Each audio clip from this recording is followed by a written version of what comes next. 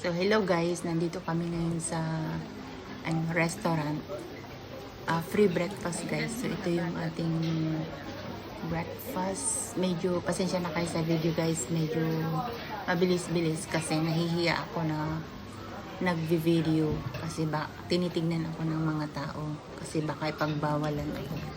Kaya medyo pinanakaw-nakaw ko yung pagbi-video ko kaya minsan mabilis-bilis.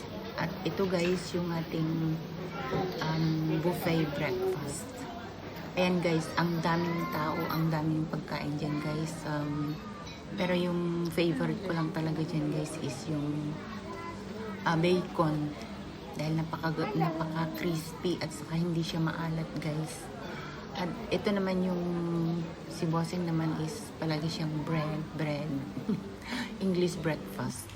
At hindi lang guys pagkain ng marami rin fruits at saka mga dessert dyan guys. Magsasawa ka talaga. Hindi mo alam kung anong pipiliin mo yung pagkain mo. Kaya ayan na naman guys, mabilis yung pag-video ko kasi nahihiya ako guys na nag-video kasi tinitignan ako ng mga Asian breakfast. Kaya ito guys yung breakfast. Kain na tayo guys. Breakfast ko yan guys.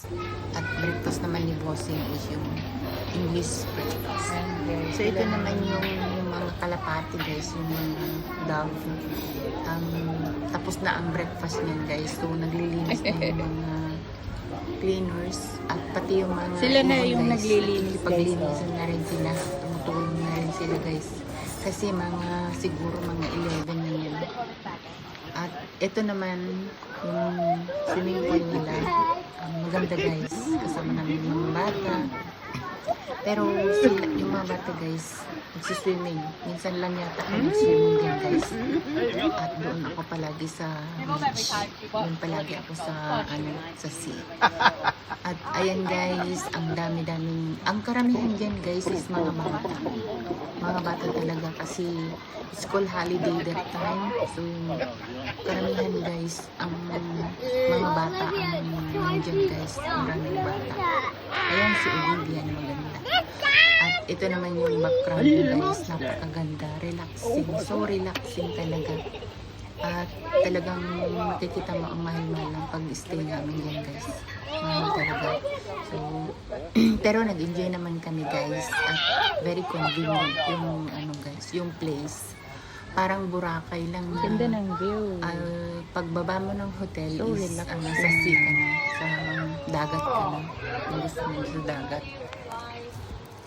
At yan guys, marami rin shopping dyan.